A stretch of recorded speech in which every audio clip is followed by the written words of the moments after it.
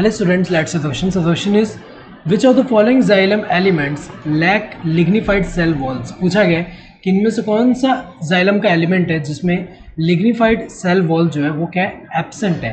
तो अगर हम देखें यहाँ पे सबसे पहले xylem की अगर हम बात करें, xylem का जो एलिमेंट्स है, xylem एलिमेंट्स की अगर हम बात करें, इनमें जो xylem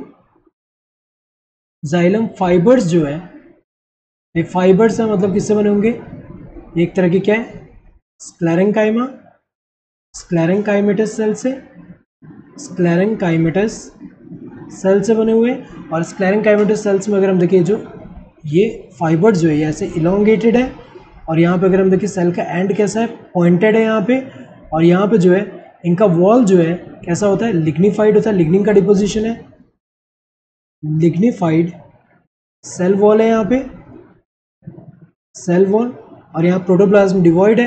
तो एक तरह से मैकेनिकल सपोर्ट प्रोवाइड कर रहे हैं यहाँ पे। तो इसमें जो है, इसमें क्या है, इसमें तो लिग्निफाइड सेल वॉल है, तो फाइबर्स में तो है यहाँ पे।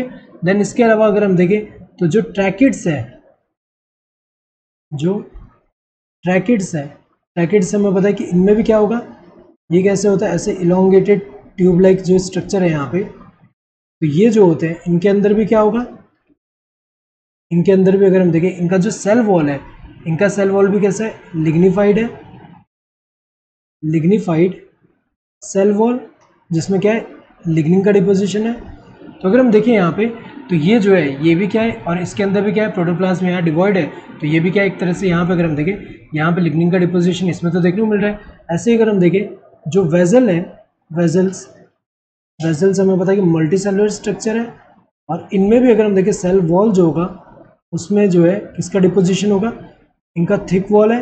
एंड यहाँ अगर हम देखें, ये जो थिक वॉल है इसमें अगर हम देखें किसका डिपोजिशन होगा, यहाँ पे लिग्निन का डिपोजिशन। तो इसमें भी क्या है, lignified cell wall, lignified cell wall. तो अगर हम देखें यहाँ पे, इनमें भी लिग्निफाइड सेल वॉल है। लेकिन जो जाइलम पैरेंकाइमा होता है, जाइलम